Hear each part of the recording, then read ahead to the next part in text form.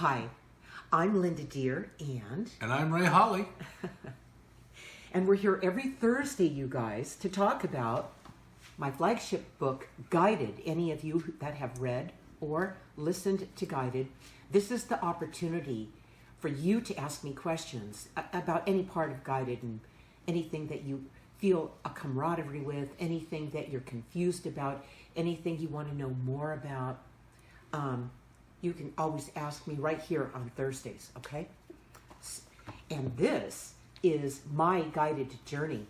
This is the companion journal to Guided that was created for the thousands of fans who read Guided or listened to Guided that contacted me and wanted to learn and still want to learn how to make this connection to their own spirit guides and angels, and even those who are loved ones who have crossed over, how to detect when they're there, how to know when it's them and it's not coming from you, all right? This is called My Guided Journey. It's available as a free download on my website. This is my 4th book. And you can just download it. It's right there on the home page on the right side. Just click on it, sign up for it, and go ahead and print it out. And you just hole punch it and put it in your little booklet. And there's 3 parts to this. And we're going to be talking about part 2, page 9, Crossroads today, all right? So part 1 talks about how this all works, okay? Part 2 is taking the journey. It's actually 18 pages in part 2, where it walks you through the beginning of your life up to the time you're about maybe 20, something like that, maybe a little before that. And all the major decisions that you made that formed all the future decisions that you've made throughout your life. And most of these decisions were made out of impulse. They were made out of reaction. They weren't made out of, well thought out decisions that came from, a real grounded and level-headed perspective. They were made more out of panic. And you had to have the answer, and you better be right, and you can't get it wrong, and what if I do something different than everyone else? What will they think of me? It was based on your insecurities. So that's why the decisions in your life, these are the foundation decisions that have created your life ever since. And if you ever wonder, I know I could do better. Well, it's because you still are making those knee-jerk decisions, those responses that you did from the very beginning of your life. And we, through part 2 of this journey, help you discover what that was and show you how to identify it and write it into part 2, okay? And once you have done that, you have identified it, you have remembered it, and you have written it down into each page of part 2. By the time you're done with all 18 pages of part 2, you guys will no longer wonder who you are and why you're here. You're going to know the answer to that question. You're going to be so solid in yourself, maybe for the first time in your life. So that's what today's about. And then last but not least, part 3 is the journal part. It's the journal writing.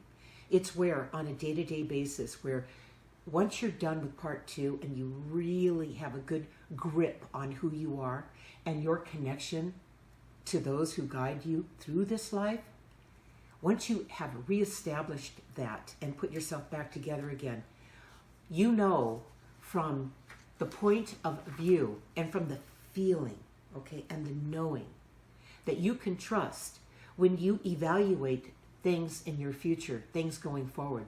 You're going to be able to see things for what they are. You're going to learn to be objective and not take things personally, all right? Because that's where you got off track. You just life surprised you. And then before you knew it, you were just one reaction after another. And it wasn't you. It was your fear. The consequences if you didn't. It was, everything that threatened you. So you don't live like that anymore. You're not threatened anymore. Now you're an adult and you can see it for what it was and you can write it in here. And once you do that and you see all 18 pages playing out, you're going to know yourself like you've never known yourself before. All right, so that's what we're doing today. Yeah. So people really don't know why they make the decisions that they make now in their life. They think they do. Right. Everybody thinks they do, Ray. You know, and some people make some really good decisions, okay? But maybe they aren't so good. Maybe they're just maybe narrow and they look good as far as maybe a payoff to you. Oh, look, he made all that money because he made that decision. Well, he could have, you don't see the other time when maybe he didn't make the best decision and didn't make all that money. All right. But not, or maybe his personal life or her personal life, they aren't such a good decision maker when it comes to their personal life. That would have been me in my life. Okay, I made really good business decisions, always have. In my personal life, I didn't make very good decisions when it came to people that were personal to me, that people I married, stuff like that. I remember one good decision you made, personal decision. What was about that? Getting married. And who was that? I think it was me. It was him. He's right. You know, and there you go. I'm the guy in part 4 of Guided, where we meet twice the same day, accidentally, right? Accidentally. Yes. Twice, like there's twice accidents. on the same day. Yeah. And I proposed to her within like 15 minutes. And he was still married. Oh, well, I was working on that. And she lives happily ever after. So that's my favorite part of Guided. Well, you know, again, you guys, wherever we're hung up, and even though I've had guidance my entire life, it still didn't mean I didn't have my own healing to do, right? So we all have something, and you shouldn't feel ashamed of it. And the sooner we can face it and, you know, see it, we can work it out, we can heal it. You can't heal it until you feel it, right? Right. So as soon as you can do that, you're there. I think it's important that people understand the difference between a journal and a diary. Okay. All right? I mean, a diary is kind of a transcript of what's already happened that day. Here's what happened that day. We went to Disneyland and we had this and we ate this and we got back and, you know, the car broke down on the way, you know, whatever. But a journal's really different. A journal is not only the guidance you got that day, but how you felt about it, how you got the guidance, how you felt about it. It's more transparent. Yeah. Your journal writing is seriously transparent. It's talking about, it's not something you want somebody else to get their hands on.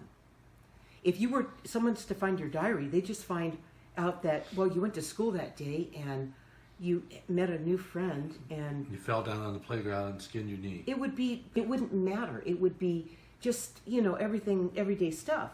But a journal is where you get really real with yourself. You get in there and you visit with you.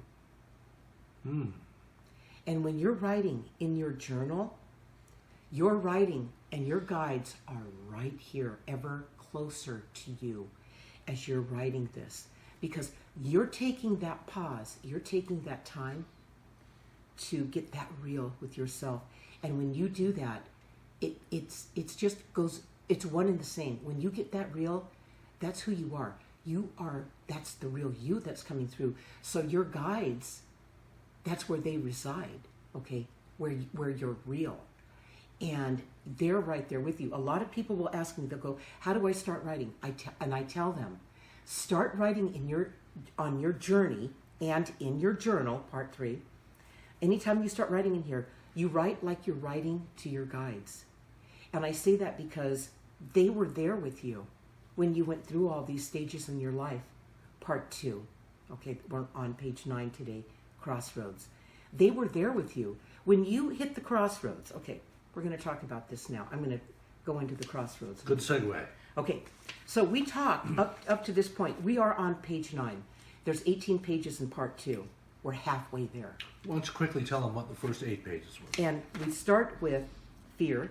And fear starts right out of the gate when you're a baby, right off the bat.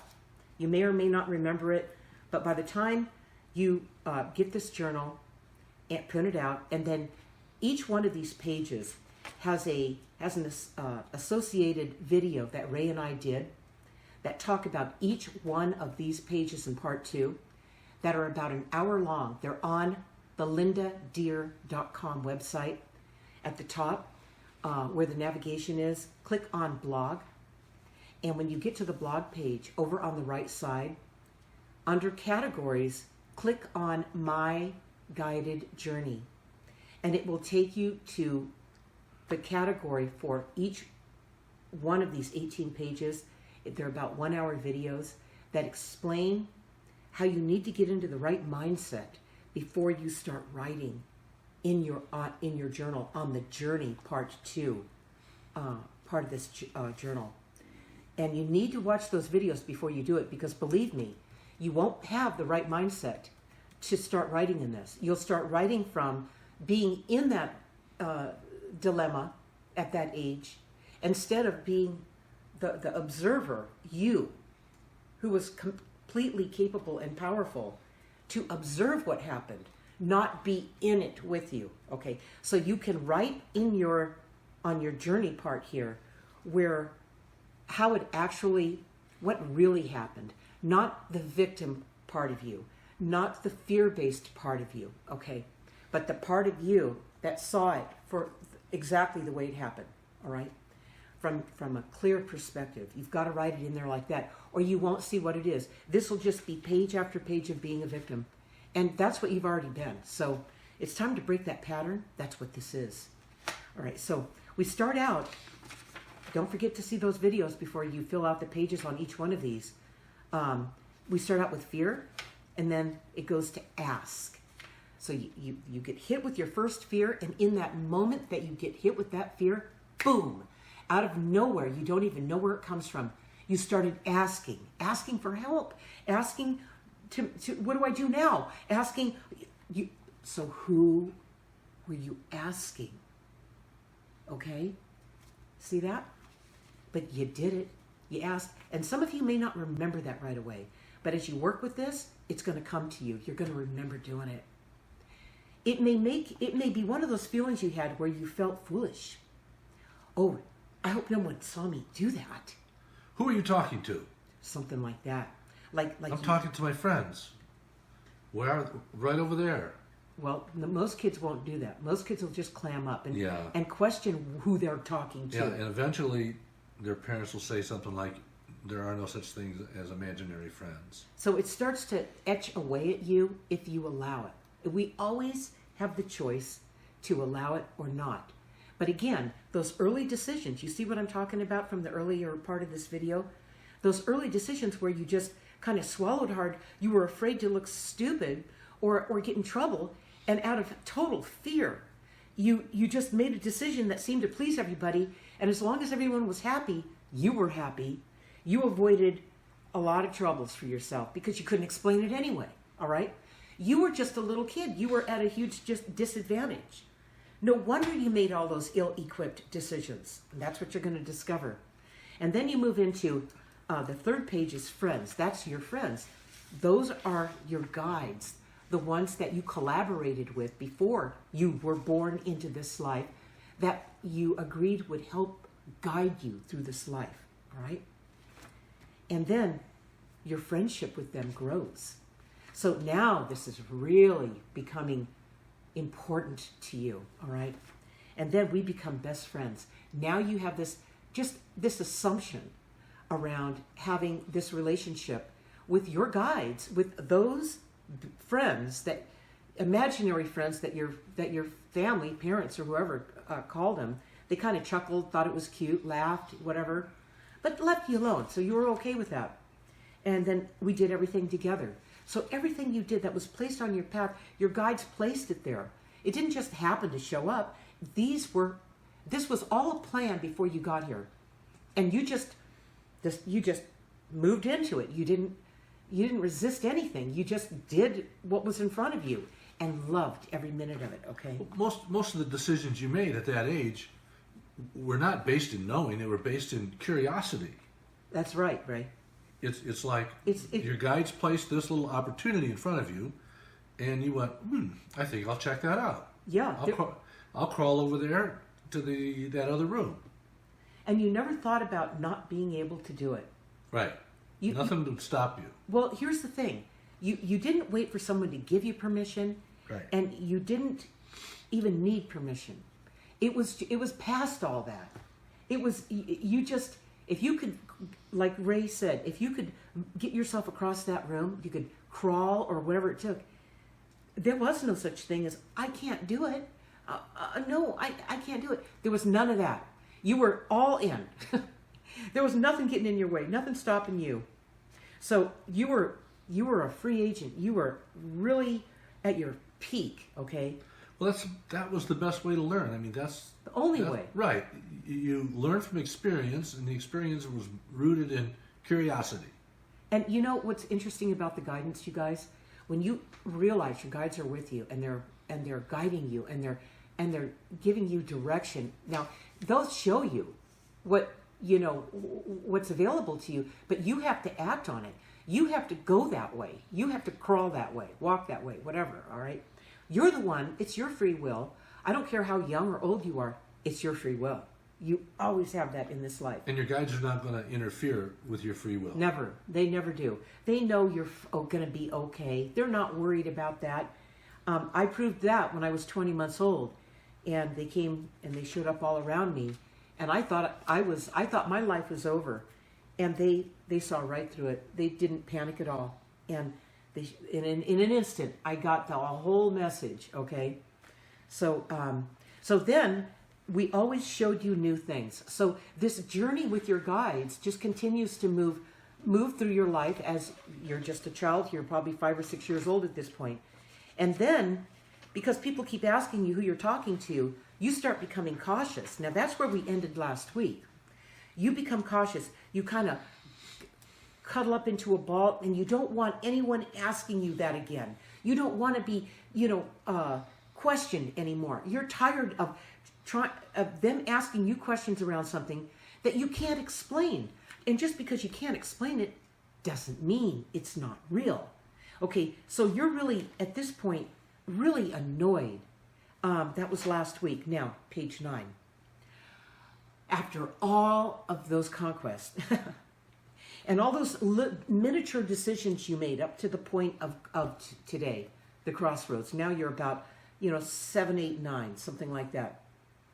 You have exhausted every attempt you could possibly think of to keep these two worlds activated.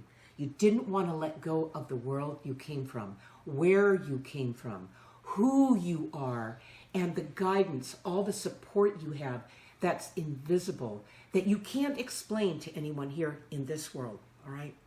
Well, you've also, technically, according to science, you've reached the age of reason around 7 or so. So you have reasoning abilities now. That's what kicks in. So what happens here at the crossroads, right? It's the halfway point in part 2. The decisions that you've made up to this point, including Crossroads on this page, is the foundation for every single decision you will make for the rest of your life. Right. Imagine that. From age 0 to 7, you are the person you're going to be for the rest of your life. Look how ill-equipped you were. You want a second chance? You want a second chance at this? You want to get this right? Get the journal. Get it off my website. It's free. It's a free download, like I said earlier. Get Guided first, okay? Guided is available in paperback, Kindle, and audiobook format, and I read the book myself. You guys, once you read this book, you listen to this book, you will be equipped to get this book and get this done, okay? This is how I did it. This is how you do it. Okay, does everybody understand what a crossroads is? Explain it. You know, people get a crossroads, and while crossroads looks, like an X, it's just an X. Well, no, it's not. An X, it's a T, okay? It's a T in the road. You've been coming this way all your life, 0 to 7, 8 years old, and now you have a choice to go left or right. Major decision. And that means if you go this way, you can't go that way at all anymore. Right. And if you go that way, you cannot go that way anymore. You can't fudge. Right. It's you're kind of abandoning one or the other. You're seeing who you are. You're seeing what you're made of. You're it all in one decision at the crossroads. You've made such a massive decision. This will identify you for the rest of your life. Now, this is where you start doubting yourself, second guessing. Well, do I go this way? Do I go that way? Well, no. You hit that. No, because you've been inching up to that all these years before. You've been moving through it, getting to know who you are. Right. By the time you get here, it's pretty much a no-brainer. It would have been so easy, though, just to keep going on that road. Well, you can't. You don't get to do that. You're being pressured from outside. From every direction. You're being pressured to conform. Right. You've got the. It's showtime. Mm-hmm. Okay, so it's showtime. It's your time, and at this point, if you're really disappointed, then you let yourself down, and you know you did, and you know you're the only one that knows about this crossroads at this age in your life. Nobody else knows what's going on with you. No, you can't even explain how monumental of a year this is. 7, 8 years old, that you make that final decision. You know, that final nail goes into the coffin. Okay, it's there. You are there. You made a decision. You're not going to. You're either going to go with the crowd, okay, and just be in this world, or you're going to hold on to who you are. You're going to step back from the crowd. You're not just isolated from this world. You're in this world together. You are in one piece, but you can't move as fast when you are assimilating all this. It takes more time to get your head around it, to completely gather your whole self up and activate every part of you, not just the part of you that looks superficially together over here in the eyes of everyone else who has just thrown this away and just totally invested in this one place, this world, all right? Because these guys are scared. These guys let that go. Are you kidding me? Over here, they're really scared. They may not look like it. They just look more puffed up and more bad and more intimidating, or more. They convince you that they're smarter than you, or whatever, or prettier than you, or whatever it is.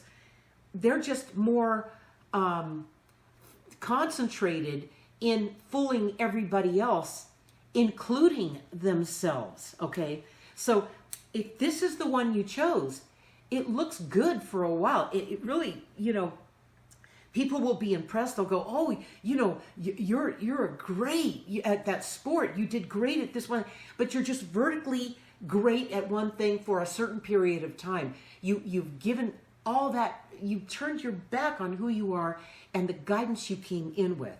So you're not developing that anymore. And you're completely dependent on just what this world can give you. All outside influences instead of who you are. Okay? You can't, it's like walking around and you look like something, but inside it's an empty shell. Okay? You know it. You can feel the imposter in you. You can feel it. But because you're so busy and invested in convincing everybody else that you're this way, that you are this person that they want to imagine you are, and that's it, that you just get more and more invested in that until you find yourself down the road. I don't know, you're maybe 30, maybe 40. You start feeling like, wait a minute, my life, this isn't what I want. This doesn't work for me. What got me into all this? I'm not happy. Whoa. And nobody seems to like me anymore. Well, that's because you're beginning to, little pieces of you are weeping out, and you're in an environment that doesn't support that. Remember, you sold out back when you were 7 years old, if that's what you did. It's just continued until you put a stop to it. That's where this comes in. That's where you get this and you rewind your life and get a second chance at it, all right? This pressure to fit in that starts to come into your life around 7, 8, 9 years old, this pressure to fit in with the group think Right. becomes a need to fit in. Right. It becomes, You identify with it so completely. You're relying on just this world now. So this has become fearful for you. Because now, if you don't get it together, you don't have any other place to go. You don't have any other reinforcements looking out for you. You don't have anything. You're in this alone. All right? That's what it feels like. you're deciding, you're making decisions from lack. That is exactly what it is. I don't have the designer clothes the other Yep. kids have. Yep. I got to make the team Yep. that the other kids, You're always chasing something. Right.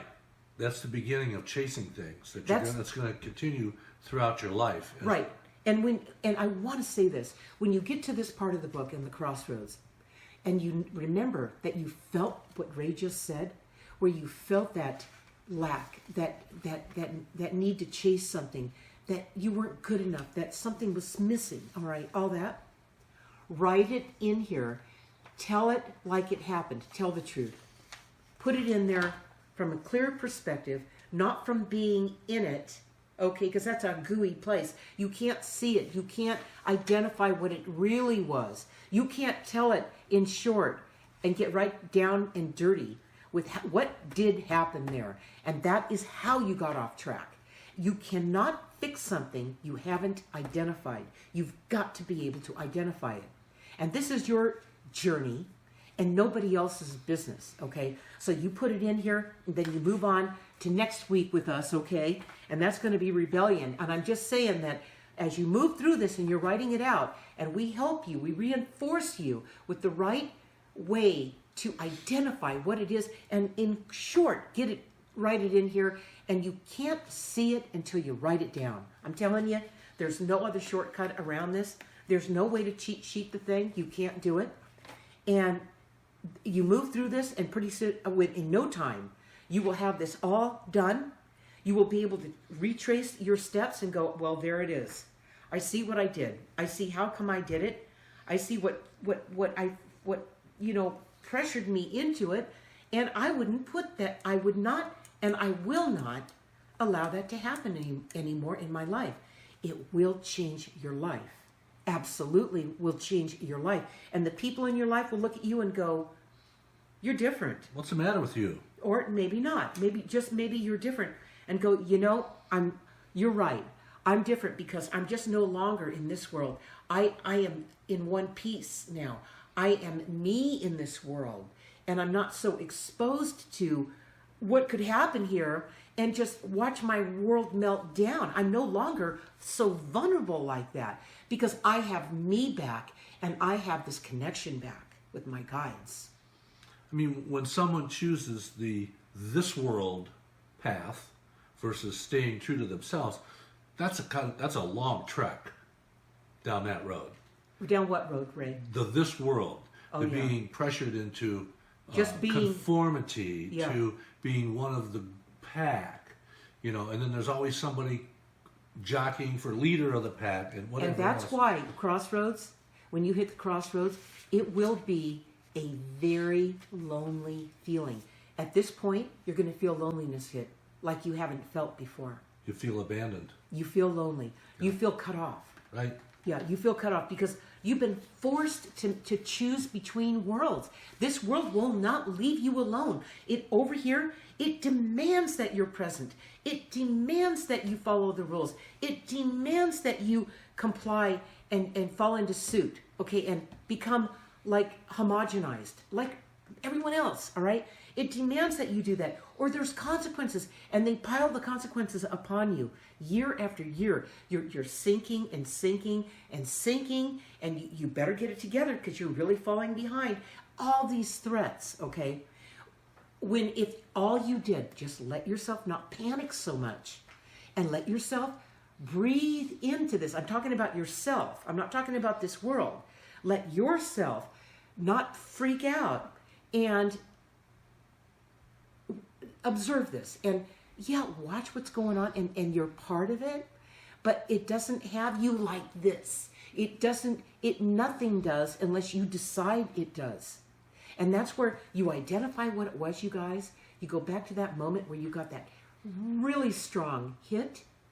You will see what it is, and it will shift in your life. But you've got to identify it and write it in here. When I saw that this was our topic this week, Crossroads, I thought of one of my favorite books where there's a crossroads incident in the book, and it was Alice in Wonderland. Now, it's the famous scene where Alice meets the Cheshire Cat on the road, and she doesn't know which way to go. Okay, but this whole section of the book is misquoted a lot. So I went back right to chapter 6, and this is what it really says. Alice says, "Would you tell me, please, which way I ought to go from here?" The cat says, "Well, that depends a good deal on where you want to get to." "I don't much care where," says Alice. "Well, then it doesn't matter which way you go," says the cat. "But so long as I get somewhere," and somewhere is really emphasized, "I want to end up somewhere," Alice added as an explanation. "Oh, well, you're sure to do that," said the cat, "if you only walk long enough." And have you walked long enough? Well, here's an interesting comment. Brenda Firestein said, "This may be challenging as she was raised in a strict religious cult and only began to learn to think for herself when she was in her late 30s. She defected from the religion, and it's been a process. I am just now stepping into my own power." Wow, Brenda. Congratulations. Brenda, I can't emphasize it enough. I don't know if you got guided, but get it, okay? It will help you understand how, it's how I did it, all right? From the time before I was 20 months old. I have a memory that just defies reasoning.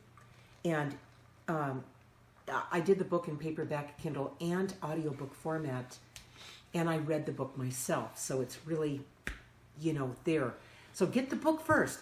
And then on my website, this is my 4th book. It's a free download, and it's the companion journal to Guided. I wrote this book after getting thousands of emails and fan mail and, Facebook requests and stuff like that from people wanting to know how to make this connection with their own guides, all right? And it's actually a two-faceted type of thing. You make the connection to your guides, at the same time, you reconnect with yourself, all right? Because this has never gone anywhere. This has all just been waiting for you to be ready. That's all. So it would never abandon you. It loves you unconditionally. It's who you are, all right?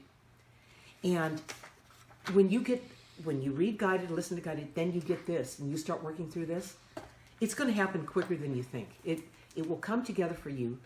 I mean, especially since you're ready. It's all about being ready. Yeah. It's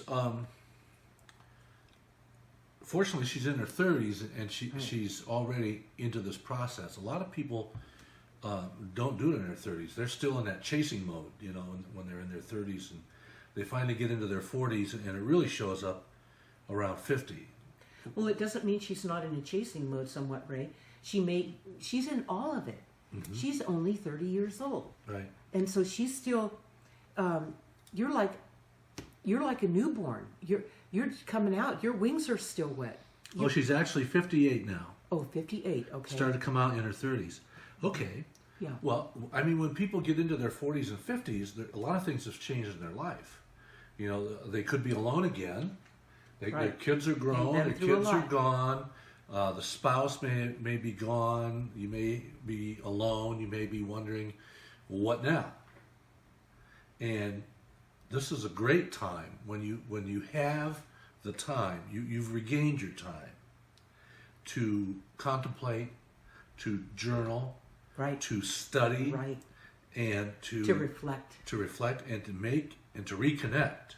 Yeah. Reflect and reconnect. Right. This is really you coming into your real power, is what it is. And it's a subtle, powerful thing. It's not something that, it's a very personal thing. And says she is alone again, newly divorced. Yeah.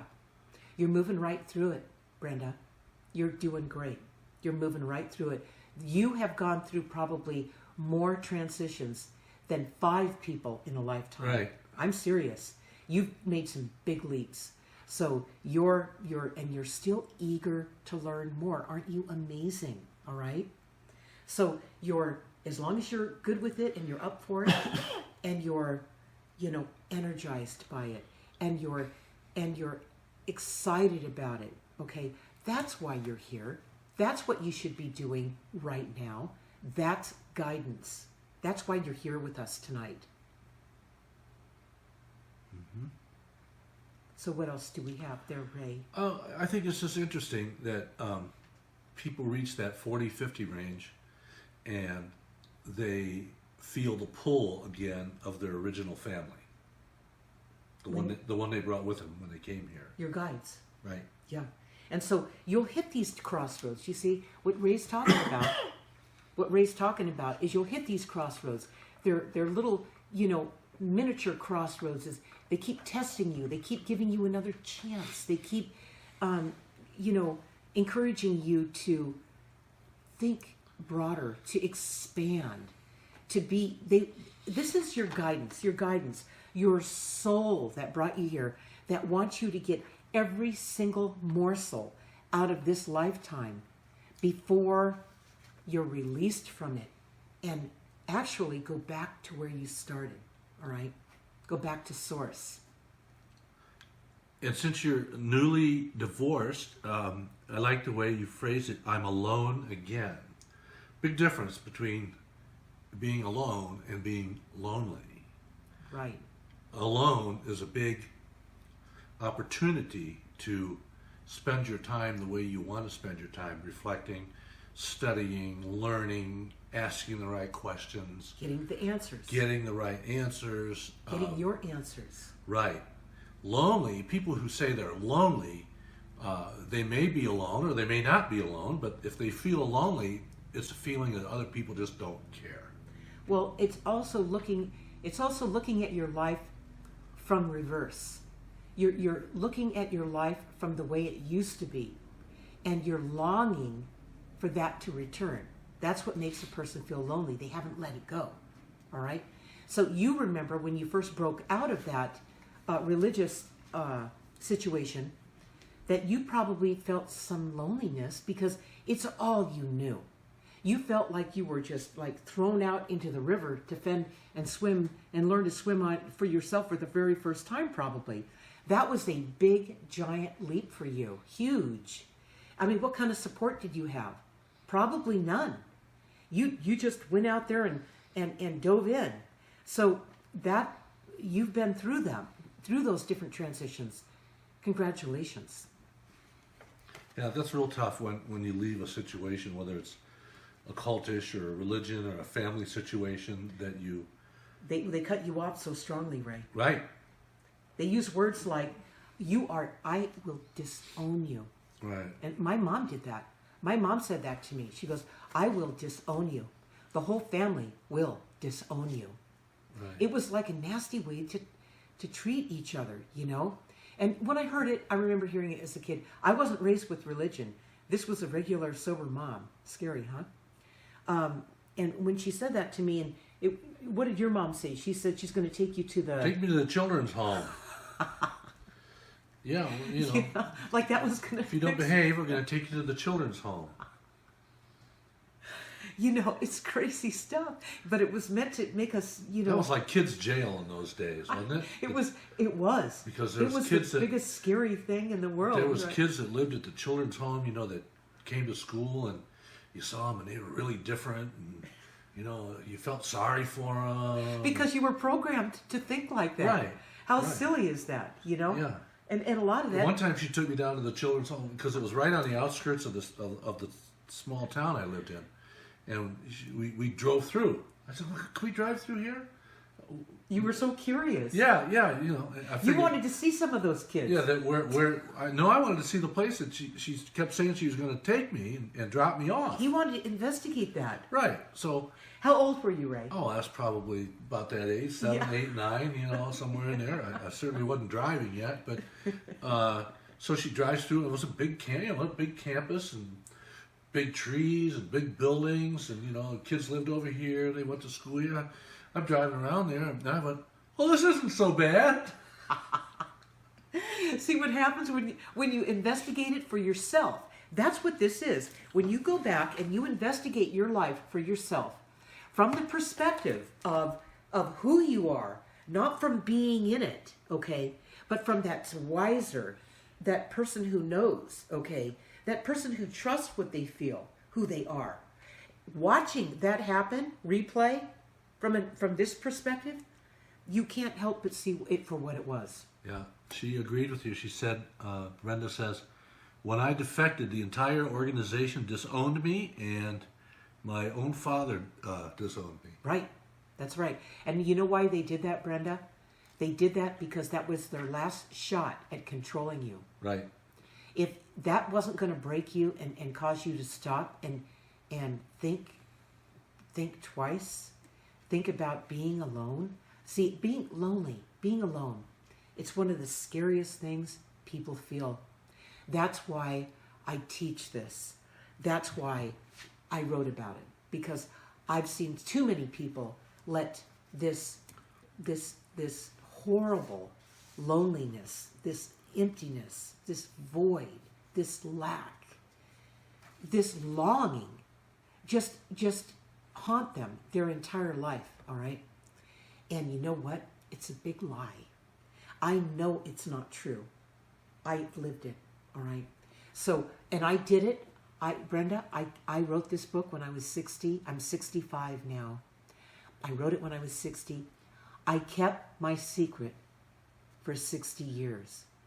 I didn't tell anybody until I wrote this book. So you know what? I get where you're coming from. You stayed in that, you were in that, trapped in that until you were 30. I was absolutely a steel trap. I wouldn't tell anybody anything until I was 60, all right? So I told my story, and now I help you guys get there. That was amazing that you could keep a secret for 60 years because you had a lot of high-profile businesses, and nobody knew anything. Everybody in town knew who you were, but nobody knew who you were. No, they knew I had really good intuition. They always were fascinated by the fact that I got in and out of businesses at just the right time. I mean, I always did. And it was because I was guided to get in and guided to get out. An entry and exit plan. The guides are that precise. It talks about it in my book, Guided. I talk about all that and how it works, how it really works.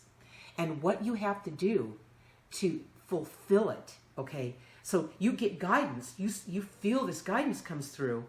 But if you don't first feel it, identify it, and then write it down in part 3 is where you keep your journal going, okay?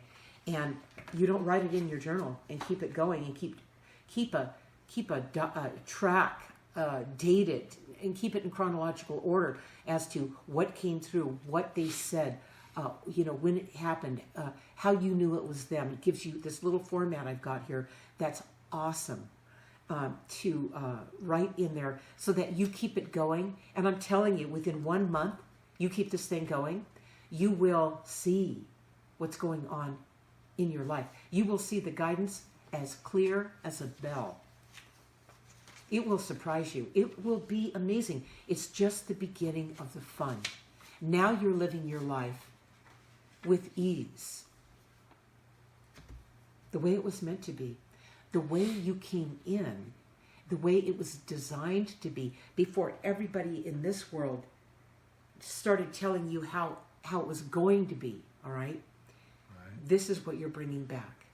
You're bringing yourself back. You're bringing all that guidance back that's just been waiting for you on hold for you to be ready. Because you see, it's your free will. Your guides respect you too much and love you too much to butt in. They believe in you more than you believe in yourself. They know you're going to get it. Yeah, and you're not running out of time. No, you're not. Because time doesn't exist. In reality, you came from a place that doesn't live in time.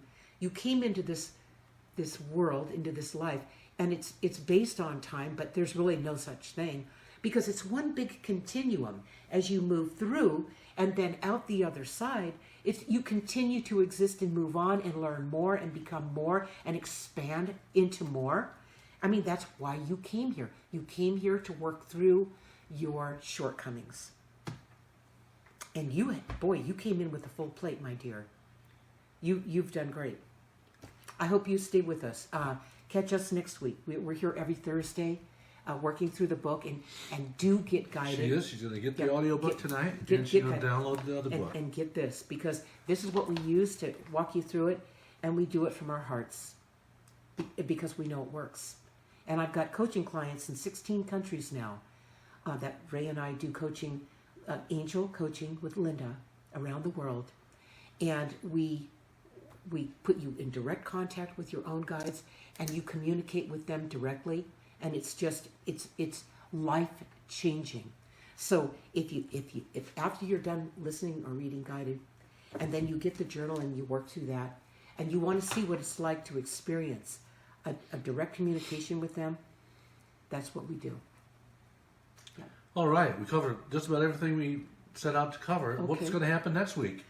All right, Ray. So next week, we're on page 10 of my guided journey in part 2, and it's about rebellion. That was some of my favorite years of my life, rebellion. Almost getting kicked out of school, for not cutting my hair. And what were you, a hippie? I was a musician. A musician. I had a career. How old were you, Ray? I was playing in bars when I was 12. He cut his first record when he was 12 years old, you guys. Yeah. That's pretty amazing. So although you had rebellion, you were so responsible, Ray. I was a responsible rebel. Ray always has been. You can look in his face. Put your beautiful face up there. That is one responsible guy. And so anyway, we're going to talk about rebellion. We're going to talk about how rebellion really kind of steps in to save you. In whatever decision you made at the crossroads, rebellion comes in there like your ego. It's a personal identification that digs its heels in and says no, and it stands up for itself. It comes in there to save you from all the people trying to run your life.